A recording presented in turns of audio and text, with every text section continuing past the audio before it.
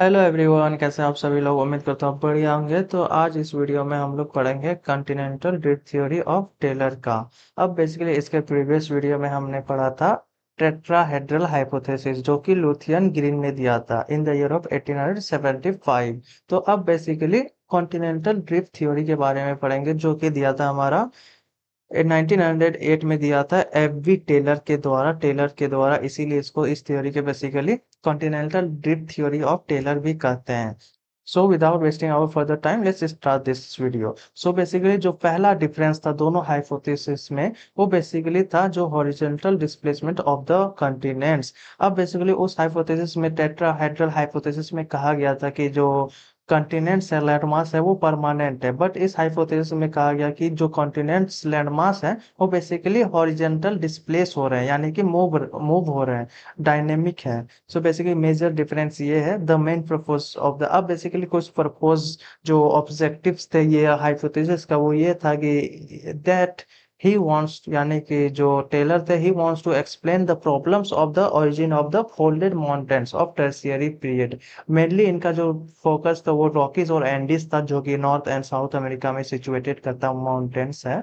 तो वो मेनली इनका कंसंट्रेशन फोल्डेड माउंटेन्स में था। इनको ये पता करना था कि जो माउंटेन्स होते हैं वो फोल्ड कैसे हो रहे हैं, वो माउंटेन्स कैसे बन रहे हैं in the period of tertiary period. तो बेसिकली इनको ये पता करना था कि जो हमारा ओरिजिन ऑफ फोल्डेड माउंटेन है वो कैसे हो रहा था। अब इसको पता करने के चलते उन्होंने एक कॉन्टिनेंटल ड्रिफ्ट थ्योरी नाम का एक सिद्धांत दिया, और जिसमें बताया गया था हाँ भैया, इस तरीके से जो हमारा कंटिनेंट्स है फॉर्म हो रहे हैं, और कंटिनेंट्स फॉर्म होने की वजह से जो मूवमेंट ऑफ प्लेट है उसके वजह से बेसिकली जो हमारा फोल्ड है, माउंटेन है, वो बन रहा है। सो बेसिकली अब देखो, ऐसा ये नहीं है कि ये जिन्होंने पहली बार ड्रिफ्ट का कॉन्सेप्ट दिया था, ड्रिफ्ट यानी कि हिलना या फिर बोल सकते हैं खिसकना, तो ये पहले स्कॉलर या फिर ज्योग्राफर नहीं थे जो कि इस ड्रिफ्ट का कॉन्सेप्ट दिए थे। इन्होंने इससे पहले एंटोनियो स्नाइडर नाम के एक फ्रेंच जियोलॉजिस्ट थे। उन्होंने इन द ईयर 1858 में इन्होंने ड्रिफ्ट के बारे में बताया था। सो अब हम लोग कुछ आगे हम लोग पढ़ेंगे इस कॉन्सेप्ट के बारे में, आखिर ये कॉन्सेप्ट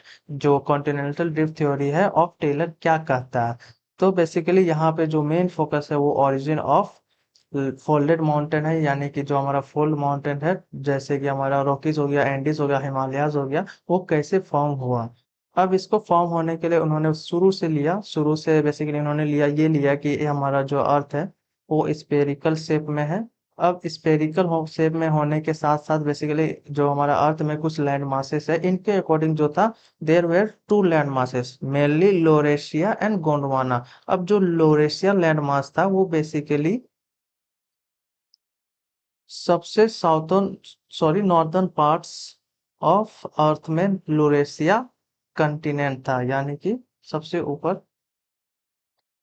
सबसे ऊपर हमारा लो लोरेशिया कॉन्टिनेंट था, और सब जो हमारा सबसे नीचे है वो हमारा बेसिकली हो जाएगा गोंडवाना लैंड था।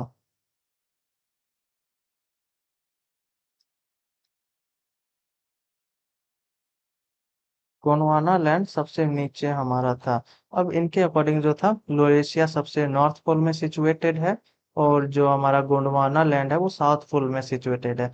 अब इनके अकॉर्डिंग जो कॉन्टिनेंट्स का कंपोजिशन है वो सियाल है, बेसिकली सिलिका और एल्यूमिनियम से बन के कॉन्टिनेंटल मास बनता है। ये सब जानते हैं, जितने भी सारे जियोलॉजिस्ट, जितने भी सारे जियोमॉर्फोलॉजिस्ट थे, वो सब इसी को मानते थे, सियाल से बन के कंटिनेंट लैंड मास बनता है, और जो ओशन वाले होते हैं वो सीमा होते हैं, यानी कि silica and magnesium. So according to Taylor, continents move towards equator. अब बेसिकली इनके अकॉर्डिंग जो था, जो हमारा कॉन्टिनेंट्स है, लैंड मासेस है, वो बेसिकली ऊपर की ओर जा रहा था, ऊपर की ओर, या फिर इसको बोल सकते हैं नीचे की ओर जा रहा था। अब बेसिकली इसका मेन रीजन जो मूवमेंट का इन्होंने बताया था वो tidal force of the moon बताया था, यानी कि जो मून का टाइडल फोर्स है जिसके वजह से कॉन्टिनेंटल मास का जो मूवमेंट हो रहा था। अब बेसिकली इसके बेसिस पे भी इस थियरी को, इस हाइपोथेसिस को क्रिटिसाइज किया गया था। अब जो बेसिकली जो मूवमेंट हो रहा था वो बेसिकली दो टाइप का हो रहा था। एक इक्वेटर मूवमेंट हो रहा था, एक वेस्ट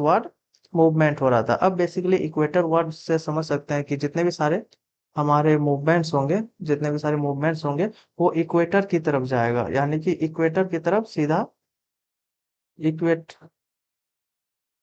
सॉरी गाइस, इक्वेटर की तरफ सीधा मूव करेगा, इक्वेटर की तरफ सीधा मूव करेगा। अब वेस्ट वार्ड मूवमेंट बेसिकली ऐसा होगा कि ये जो मूवमेंट लैंडमास होगा वो थोड़ा सा लेफ्ट की तरफ जाएगा, वेस्ट की तरफ जाएगा, मूवमेंट वेस्ट वार्ड की तरफ जाएगा और साथ साथ इक्वेटर की तरफ भी जाएगा।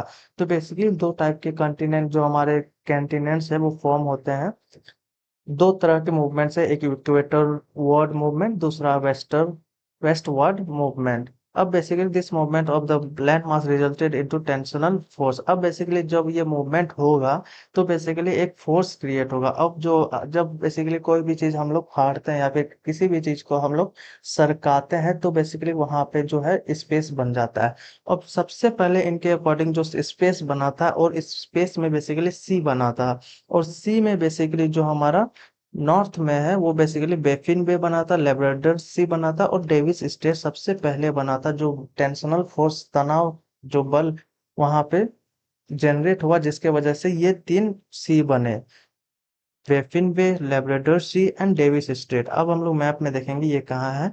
ये बेसिकली बेफिन बे है, ठीक हमारे ग्रीनलैंड के नीचे बेफिन बे है, डेविस स्ट्रेट है, लेब्राडोर सी है। ये बेसिकली थ्री मेजर सी है जो सबसे पहले ओरिजिनेट हुआ था अकॉर्डिंग टू दिस कॉन्सेप्ट। अब देखो सेम इसी तरीके से जो हमारा साउथ में है, साउथ पोल में बेसिकली जो हमारा कौन सा लैंड मास है, गोंडवाना लैंड मास है। अब गोंडवाना लैंड मास में भी सी बनेगा, अगर टेंशनल फोर्स वहां भी तो लग रहा है ना, वहां भी तो मूवमेंट हो रहा है कंटिनेंटल लैंड मास का।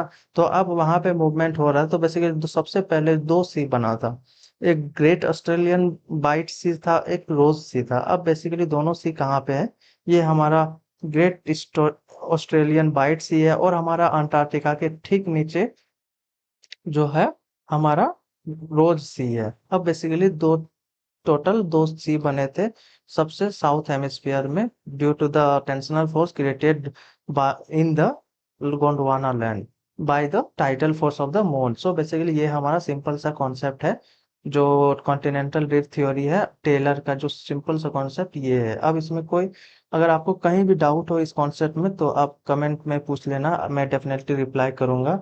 अब हम लोग कुछ इसके क्रिटिसिज्म के बारे में देखेंगे कि इस थ्योरी को, इस हाइपोथेसिस को किस बेसिस पे क्रिटिसाइज किया गया था। अब बेसिकली इसका क्रिटिसिज्म हुआ था दो बेसिस पे। सबसे मेजर बेसिस ये था कि जो डिस्प्लेसमेंट इन्होंने बताया था ऑफ द लैंड मास, इन्होंने बताया कि थाउजेंड्स ऑफ किलोमीटर्स में ये डिस्प्लेसमेंट हो रहा है। तो ये बिल्कुल गलत है, ऐसा नहीं है थाउजेंड्स ऑफ किलोमीटर ना, अभी तक थाउजेंड्स ऑफ किलोमीटर में जा नहीं पाया है। तो बेसिकली ये पूरी तरीके से गलत है। और सेकंड मेजर क्रिटिसिज्म ये था इस जो हाइपोथेसिस है ये, कि जो इसका ड्रिफ्ट का जो मोड बताया था, जो प्रोसेस बताया था वो गलत बताया था, इरेनियस बताया था। अब बेसिकली इन्होंने जो ड्रिफ्ट का जो मेजर कारण दिया था वो टाइडल फोर्स दिया था ऑफ द मून। अब बेसिकली मून में इतनी शक्ति नहीं है, इतनी ग्रेविटेशनल फोर्स नहीं है कि वो किसी भी लैंड मास को ड्रिफ्ट करे। हाँ, भले ओशन को, भले जितने भी सारे पानी है उसको अपने ग्रेविटेशनल फोर्स की वजह से अपनी तरफ खींच सकता है, बट ना कंटिनेंट को ऐसा नहीं कर सकता। तो बेसिकली इस बेसिस पे सबसे मेजर क्रिटिसिज्म ये हो जाता है सेकंड वाला, कि जो टेलर का जो मोड ऑफ ड्रिफ्ट था वो इरानियस था। तो बेसिकली कोई भी मून या फिर सनलाइट, सॉरी सॉरी सन, मून या फिर सन के पास इतना शक्ति नहीं है, टाइडल फोर्स नहीं है कि वो एक पूरे के पूरे अर्थ क्रस्ट को ही हिला दे, ड्रिफ्ट कर दे। सो बेसिकली इसका दो मेजर क्रिटिसिज्म ये हो जाता है। अगर आपको ये वीडियो समझ में आ गया होगा तो वीडियो को लाइक कीजिएगा। अगर इसके पहले मैंने प्रीवियस वीडियो में मैंने एक वीडियो अपलोड किया था जो टेट्राहेड्रल हाइपोथेसिस था, इसी का कॉन्टिनेंटल ड्रिफ्ट थ्योरी का ही इसका प्रीवियस वर्जन था। उस थ्योरी में बेसिकली आपने अगर वो थ्योरी का वीडियो नहीं देखा होगा तो आप चेकआउट कर लेना। और अगर ये वीडियो पसंद आए तो वीडियो को लाइक कीजिएगा, चैनल को सब्सक्राइब कीजिएगा, एंड थैंक्स फॉर वॉचिंग।